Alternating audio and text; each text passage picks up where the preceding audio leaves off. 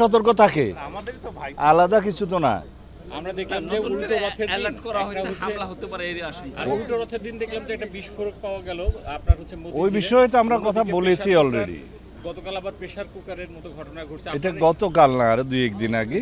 আপনারা কি মনে করছেন আসলে সারা দেশে বাদীদের কোনো প্ল্যান বা এরকম কিছু বা আপনাদের সতর্কতা? না, গতকালকে যেগুলো পাওয়া গেছে ওগুলো আসলে বোম না, পরে চিহ্নিত করা গেল যে ওর মধ্যে কিছু নেই। কিন্তু কোথাও ব্যাগ যদি রেখে যায় আমরা সতর্কতা হিসাবে সেগুলো দেখি, যদি কোনো কিছু থাকে, যে কেউ যদি কোনো ধ্বংসাত্মক কিছু করার পরিকল্পনা থাকে, সেরকম আমরা সবসময় সতর্ক থাকি। তো গতকালকে যে ব্যাগ ট্যাগ পাওয়া গেছে ওগুলোতে কিছুই ছিল না। এর আগে একদিন একটা প্রেসার কুকারে জিনিস পাওয়া গেছে আশুলিয়াতে, সেটার বিষয়ে আমরা তদন্ত করতেছি, এর পিছনে কে থাকতে পারে।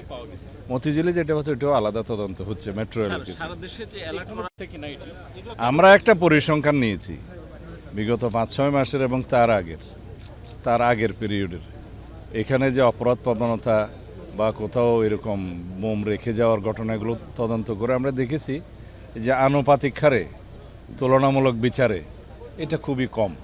তবে আমাদের কাজ আছে, আমরা সবসময় সতর্ক থাকি, পুলিশ বাহিনী সতর্ক থাকি, এবং বোম ডিসপোজাল ইউনিট 24 আওয়ার্স আমরা রেডি রাখি। কোথাও এরকম কোনো নাশকতার কোনো পরিকল্পনা কেউ করছে কিনা।